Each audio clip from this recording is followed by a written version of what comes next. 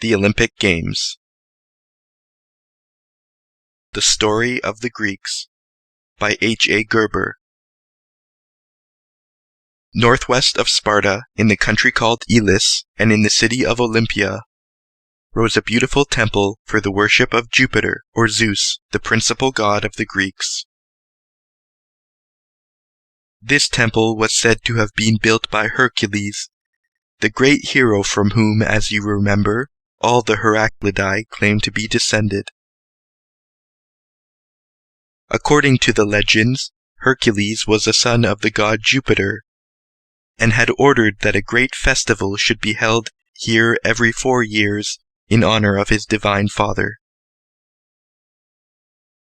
For the purpose of attracting all the neighboring people to the temple at Olympia, Hercules founded many athletic games, such as wrestling, stone and spear throwing, foot, horse, and chariot races, boxing, swimming, and the like.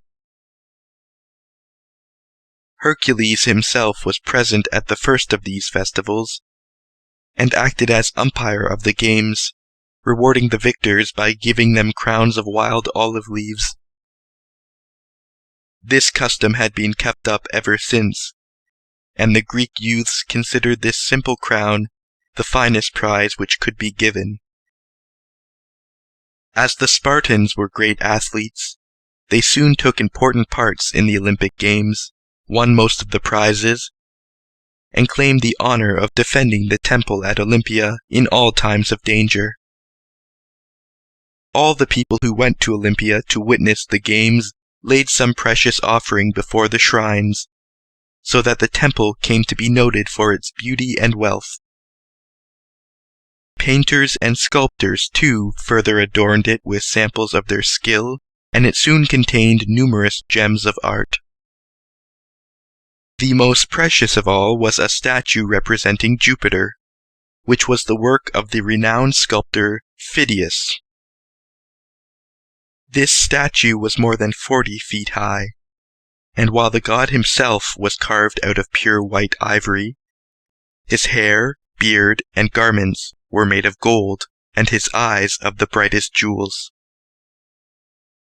The temple and grove were further adorned with a great many statues representing the other gods and all the prize winners, for it was customary to place a life-size statue of each of them in this beautiful place.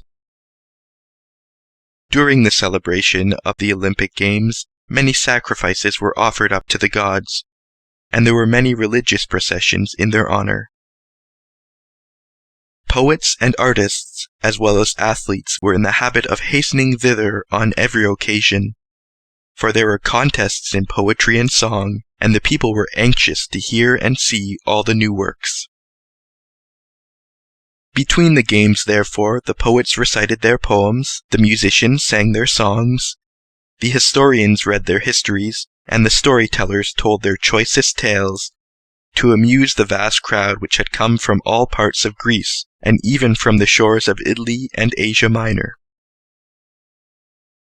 As the games were held every 4 years, the people eagerly looked forward to their coming, and soon began to reckon time by them. It was therefore usual to say that such and such a thing happened in the 1st, 2nd, or 3rd year of the 5th, 10th, or 70th Olympiad, as the case might be. Soon even the historians began to use this way of dating important events, and by counting 4 years for each Olympiad, as the time between the games was called, we can find out exactly when the chief events in Greek history took place. Although the Olympic Games were probably held many times before this system of counting was begun, and before any good record was kept, we can trace them back to 774 BC.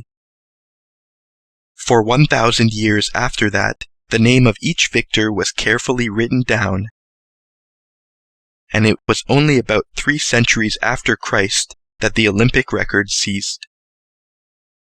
Then the games came to an end, to the sorrow of all the Greeks.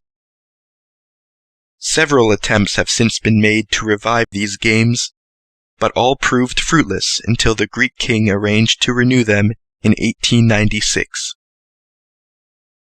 In that year, a great festival was held, not at Olympia, but in the city of Athens. Besides some of the old-fashioned Greek games, there were bicycle and hurdle races, shooting matches, and contests in jumping.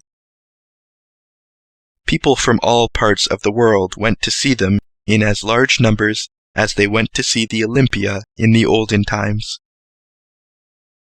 The victors in the games, who belonged to many different nations, received medals and wreaths of wild olive and laurel leaves. But the people did not wear crowns of flowers as formerly, nor offer sacrifices to the old gods, for Greece is now a Christian country.